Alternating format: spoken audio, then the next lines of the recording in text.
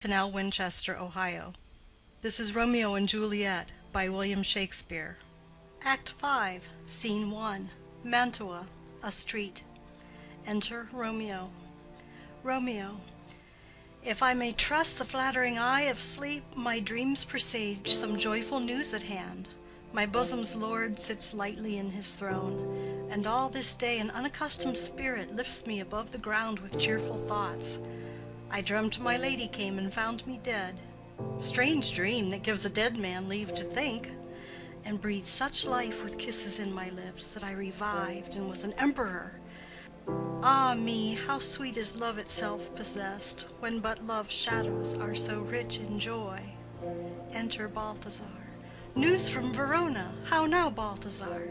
Dost thou not bring thee letters from the friar? How doth my lady? Is my father well? How fares my Juliet? That I ask again, for nothing can be ill if she be well. Balthazar. Then she is well, and nothing can be ill. Her body sleeps in Capul's monument, and her immortal part with angels lives. I saw her laid low in her kindred's vault, and presently took post to tell it you. Oh, pardon me for bringing these ill news, since you did leave it for my office, sir. Romeo. Is it even so? Then I defy you, stars. Thou knowest my lodging. Get me ink and paper and hire post horses. I will hence tonight. Balthazar. I do beseech you, sir, have patience. Your looks are pale and wild, and do import some misadventure. Romeo. Tush, thou art deceived. Leave me, and do the thing I bid thee do. Hast thou no letters to me from the friar? Balthazar. No, my good lord. Romeo. No matter. Get thee gone, and hire those horses. I'll be with thee straight. Exit Balthazar. Well, Juliet, I will lie with thee tonight. Let's see for means. O mischief, thou art swift to enter in the thoughts of desperate men. I do remember an apothecary, and hereabouts he dwells, which late I noted in tattered weeds, with overwhelming brows, culling of simples. Meager were his looks, sharp misery had worn him to the bones, and in his needy shop a tortoise hung, and alligator stuffed, and other skins of ill-shaped fishes, and about his shelves a beggarly account of empty boxes, green earthen pots, bladders, and musty seeds, remnants of pack-thread and old cakes of roses, were thinly scattered to make up a show. Noting this penury to myself, I said, and if a man did need a poison now, whose sale is present death in Mantua, here lives a caitiff wretch would sell it him. Oh, this same thought did but forerun my need, and this same needy man must sell it me. As I remember, this should be the house. Being holiday, the beggar's shop is shut. What, ho, apothecary! Enter apothecary. Apothecary. Who calls so loud? Romeo. Come hither, man. I see that thou art poor. Hold, there is 40 ducats. Let me have a dram of poison, such soon speeding gear as will disperse itself through all the veins, that the life-wearied taker might fall dead, and that the trunk may be discharged of breath as violently as hasty powder furred doth hurry from the fatal cannon's womb. Apothecary. Such mortal drugs I have, but Mantua's law is death to any he that utters them. Romeo. Art thou so bare and full of wretchedness, and fierce to die? Famine is in thy cheeks, need and oppression starveth in thine eyes, contempt and beggary hangs upon thy back. The world is not thy friend, nor the world's law. The world affords no law to make thee rich. Then be not poor, but break it, and take this. Apothecary. My poverty, but not my will, consents. Romeo. I pay thy poverty, and not thy will. Apothecary. Put this in any liquid thing you will, and drink it off, and if you had the strength of 20 men, it would dispatch you straight. Romeo. There is thy gold. Worse poison to men's souls, doing more murders in this loathsome world than these poor compounds that thou mayest not sell. I sell thee poison, thou hast sold me none. Farewell. Buy food and get thyself in flesh. Come, cordial and not poison, go with me to Juliet's grave, for there must I use thee. Exit. End of Scene 1. Francis' cell. Enter Friar John. Friar John. Holy Franciscan friar, brother, ho! Enter Friar Lawrence. Friar Lawrence. This same should be the voice of Friar John. Welcome from Mantua. What says Romeo? Or if his mind be writ, give me his letter. Friar John. Going to find a barefoot brother out, one of our order, to associate me here in this city visiting the sick, and finding him, the searchers of the town, suspecting that we both were in a house where the infectious pestilence did reign, sealed up the doors, and would not let us forth, so that my speed to Mantua there was stayed. Friar Lawrence. Who bare my letter then to Romeo? Friar John. I could not send it. Here it is again. Nor get a messenger to bring it thee, so fearful were they of infection. Friar Lawrence. Oh, unhappy fortune! By my brotherhood, the letter was not nice, but full of charge of dear import, and the neglecting it may do much danger. Friar John, go hence. Get me an iron crow, and bring it straight unto my cell. Friar John. Brother, I'll go and bring it thee. Exit. Friar Lawrence. Now must I to the monument alone. Within this 3 hours will fair Juliet wake. She will beshrew me much that Romeo hath no notice of these accidents. But I will write again to Mantua, and keep her at my cell till Romeo come. Poor living corse, closed in a dead man's tomb. Exit. End of Scene 2. Scene 3. A churchyard. In it a monument belonging to the Capulets. Enter Paris and his page bearing flowers and a torch. Paris. Give me thy torch, boy, hence and stand aloof. Yet put it out, for I would not be seen. Under yon yew tree lay thee all along, holding thine ear close to the hollow ground, so shall no foot upon the churchyard tread, being loose, unfirm with digging up of graves, but thou shalt hear it. Whistle then to me, as signal that thou hearest something approach. Give me those flowers. Do as I bid thee. Go. Page, aside. I am almost afraid to stand alone here in the churchyard. Yet I will adventure. Retires. Paris. Sweet flower, with flowers thy bridal bed I strew. O woe, thy canopy is dust and stones, which with sweet water nightly I will do. Or, wanting that, with tears distilled by moans, the obsequies that I for thee will keep, nightly shall be to strew thy grave and weep. The page whistles. The boy gives warning something doth approach. What cursed foot wanders this way tonight, to cross my obsequies and true love's right? What? With a torch? Muffle me, night, a while. Retires. Enter Romeo and Balthazar, with a torch, mattock, etc. Romeo. Give me that mattock and the wrenching iron. Hold, take this letter. Early in the morning see thou deliver it to my lord and father. Give me the light. Upon thy life I charge thee, whate'er thou hearest or seest, stand all aloof and do not interrupt me in my course.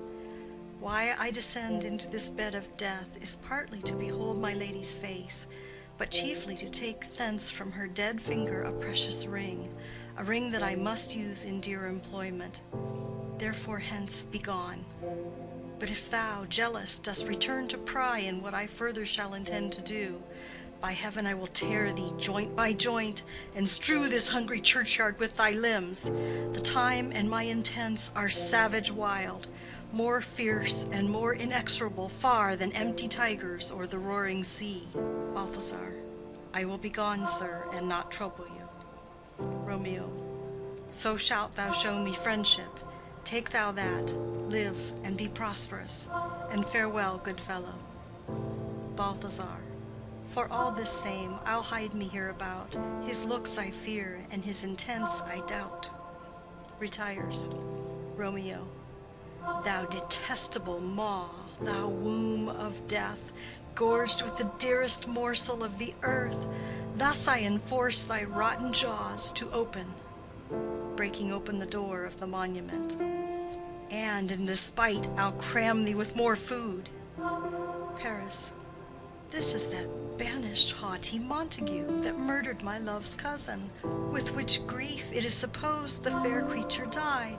and here is come to do some villainous shame to the dead bodies. I will apprehend him. Advances. Stop thy unhallowed toil, vile Montague. Can vengeance be pursued further than death? Condemned villain, I do apprehend thee. Obey and go with me, for thou must die. Romeo. I must indeed, and therefore came I hither. Good gentle youth, tempt not a desperate man. Fly hence and leave me. Think upon these gone, let them affright thee. I beseech thee, youth, put not another sin upon my head by urging me to fury. Oh, be gone! By heaven, I love thee better than myself, for I come hither armed against myself. Stay not, be gone. Live, and hereafter say, a madman's mercy bid thee run away. Paris. I do defy thy conjurations, and apprehend thee for a felon here. Romeo. Wilt thou provoke me? Then have at thee, boy. They fight. Page. O Lord, they fight. I will go call the watch. Exit. Paris. Oh, I am slain. Falls. If thou be merciful, open the tomb. Lay me with Juliet. He dies. Romeo. In faith I will. Let me peruse this face. Mercutio's kinsman, noble County Paris. What said my man when my betossed soul did not attend him as we rode? I think he told me Paris should have married Juliet. Said he not so? Or did I dream it so? Or am I mad, hearing him talk of Juliet, to think it was so? Oh, give me thy hand, one writ with me in sour misfortune's book. I'll bury thee in a triumphant grave. A grave? Oh no, a lanthorn, a slaughtered youth, for here lies Juliet, and her beauty makes this vault a feasting presence full of light. Death, lie thou there, by a dead man interred, laying Paris in the monument. How oft, when men are at the point of death, have they been merry, which their keepers call a lightning before death. Oh, how may I call this a lightning? Oh, my love, my wife! Death that hath sucked the honey of thy breath hath no power yet upon thy beauty. Thou art not conquered. Beauty's ensign yet is crimson in thy lips and in thy cheeks, and death's pale flag is not advanced there. Tybalt, liest thou there in thy bloody sheet? Oh, what more favor can I do to thee than with that hand that cut thy youth in twain, to sunder his that was thine enemy? Forgive me, cousin. Ah, dear Juliet, why art thou yet so fair? Shall I believe that unsubstantial death is amorous, and that the lean, abhorred monster keeps thee here in dark to be his paramour? For fear of that, I still will stay with thee, and never from this palace of dim night depart again. Here will I remain with worms that are thy chambermaids. Oh, here will I set up my everlasting rest, and shake the yoke of inauspicious stars from this world-wearied flesh. Eyes, look your last. Arms, take your last embrace.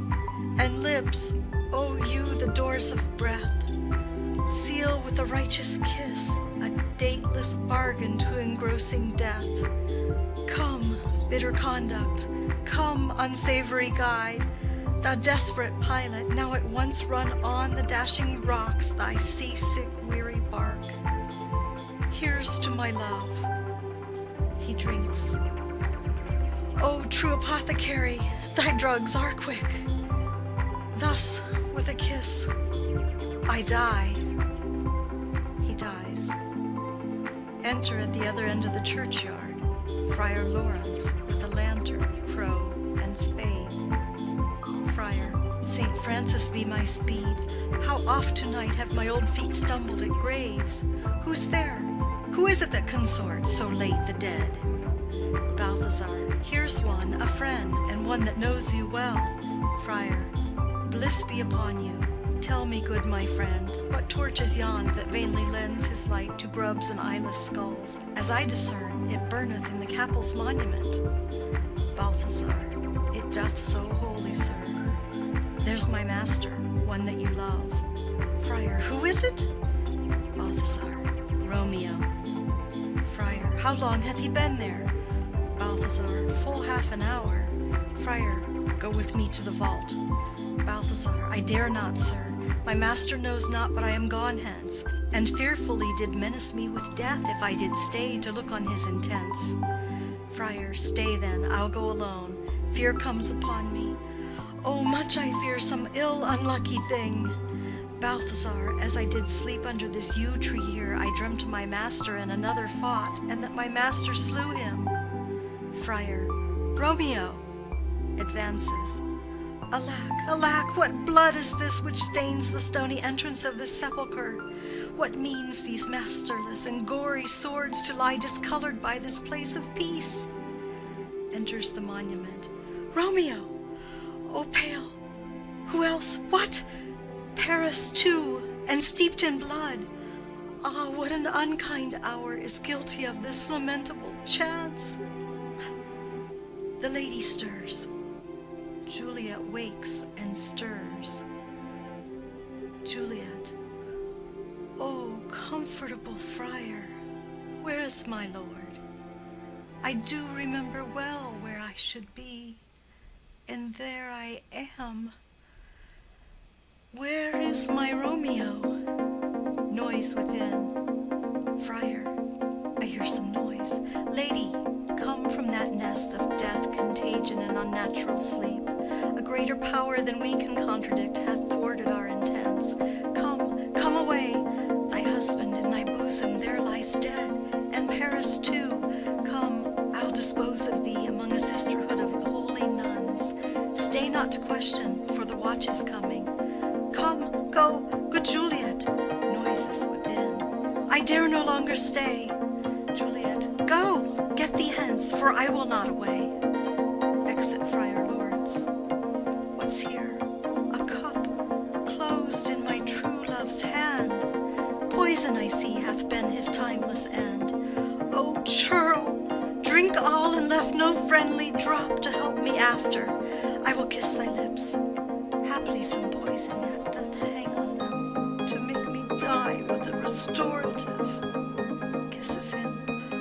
Thy lips are warm. First watch, within. Lead, boy, which way? Juliet. Yea, noise? Then I'll be brief. O happy dagger, snatching Romeo's dagger. This is thy sheath. Stabs herself. There rest, and let me die. Falls on Romeo's body and dies. Enter watch with the page of Paris. Page, this is the place, there where the torch doth burn. First watch. The ground is bloody. Search about the churchyard. Go, some of you, whoe'er you find, attach. Exit some of the watch. Pitiful sight. Here lies the county slain, and Juliet bleeding, warm and newly dead, who here hath lain this 2 days buried. Go tell the prince, run to the Capulets, raise up the Montagues, some others search. Exit others of the watch. We see the ground whereon these woes do lie, but the true ground of all these piteous woes we cannot without circumstance descry. Re-enter some of the watch with Balthazar. Second watch. Here's Romeo's man. We found him in the churchyard. First watch. Hold him in safety till the prince come hither. Re-enter others of the watch with Friar Lawrence. Third watch. Here is a friar that trembles, sighs, and weeps. We took this mattock and this spade from him as he was coming from this churchyard side. First watch. A great suspicion. Stay the friar too. Enter the prince and attendants. Prince, what misadventure is so early up that calls our person from our morning's rest? Enter Capulet, Lady Capulet, and others. Capulet, what should it be that they so shriek abroad? Lady Capulet, the people in the street cry Romeo, some Juliet, and some Paris, and all run with open outcry toward our monument. Prince, what fear is this which startles in our ears? First watch.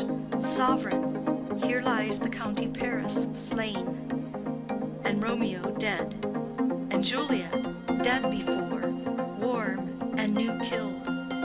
Prince, search, seek, and know how this foul murder comes. First watch. Here is a friar and slaughtered Romeo's man, with instruments upon them fit to open these dead men's tombs. Capulet. O heaven, O wife, look how our daughter bleeds. This dagger hath mistaken. For lo, his house is empty on the back of Montague, and it missheathed in my daughter's bosom. Lady Capulet. O me, this sight of death is as a bell that warns my old age to a sepulchre. Enter Montague and others. Prince. Come, Montague, for thou art early up, to see thy son and heir more early down. Montague. Alas, my liege, my wife is dead tonight. Grief of my son's exile hath stopped her breath. What further woe conspires against mine age? Prince. Look, and thou shalt see. Montague. O thou untaught, what manners is in this, to press before thy father to a grave? Prince. Seal up the mouth of outrage for a while, till we can clear these ambiguities and know their spring, their head, their true descent. And then will I be general of your woes, and lead you even to death. Meantime forbear, and let mischance be slave to patience. Bring forth the parties of suspicion. Friar. I am the greatest, able to do least, yet most suspected, as the time and place doth make against me of this direful murder. And here I stand, both to impeach and purge myself condemned and myself excused. Prince, then say at once what thou dost know in this. Friar. I will be brief, for my short date of breath is not so long as is a tedious tale. Romeo, there dead, was husband to that Juliet, and she, there dead, that Romeo's faithful wife. I married them, and their stolen marriage day was Tybalt's doomsday, whose untimely death banished the new-made bridegroom from this city, for whom, and not for Tybalt, Juliet pined. You, to remove that siege of grief from her, betrothed, and would have married her perforce to county Paris. Then comes she to me, and with wild looks bid me devise some means to rid her from this second marriage, where in my cell there she would kill herself. Then gave I her, so tutored by my art, a sleeping potion, which so took effect as I intended, for it wrought on her the form of death. Meantime I writ to Romeo that he should hither come as this dire night, to help to take her from her borrowed grave, being the time the potion's force should cease. But he which bore my letter, Friar John, was stayed by accident, and yesternight returned my letter back. Then all alone at the prefixed hour of her waking came I to take her from her kindred's vault, meaning to keep her closely at my cell till I conveniently could send to Romeo. But when I came, some minute ere the time of her awaking, here untimely lay the noble Paris, and true Romeo dead. She wakes, and I entreated her come forth and bear this work of heaven with patience. But then a noise did scare me from the tomb, and she, too desperate, would not go with me, but as it seems did violence on herself. All this I know, and to the marriage her nurse is privy. And if aught in this miscarried by my fault, let my old life be sacrificed some hour before his time unto the rigor of severest law. Prince, we still have known thee for a holy man. Where's Romeo's man? What can he say in this?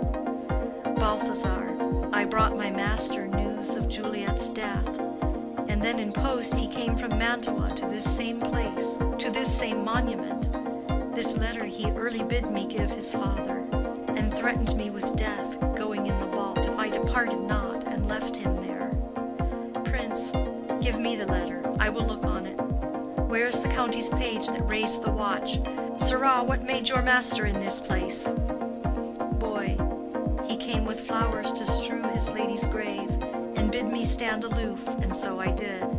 Anon comes one with light to ope the tomb, and by my master drew on him, and then I ran away to call the watch. Prince, this letter doth make good the friar's words, their course of love, the tidings of her death, and here he writes that he did buy a poison of a poor apothecary, and and therewithal came to this vault to die, and lie with Juliet. Where be these enemies? Capulet, Montague, see what a scourge is laid upon your hate, that heaven finds means to kill your joys with love. And I, for winking at your discords too, have lost a brace of kinsmen. All are punished. Capulet, O brother Montague, give me thy hand. This is my daughter's jointure, for no more can I demand. Montague, but I can give thee more, for I will raise her statue in pure gold, that while Verona by that name is known, there shall no figure at such rate be set as that of true and faithful Juliet. Capulet, as rich shall Romeo's by his ladies lie, poor sacrifices of our enmity. Prince, a glooming peace this morning with it brings. The sun for sorrow will not show his head. Go hence to have more talk of these sad things. Some shall be pardoned, and some punished. For never was a story of more woe than this of Juliet and her Romeo. Exit. End of Act 5. End of Romeo and Juliet. Recorded by Becky Crackle, Canal, Winchester, Ohio.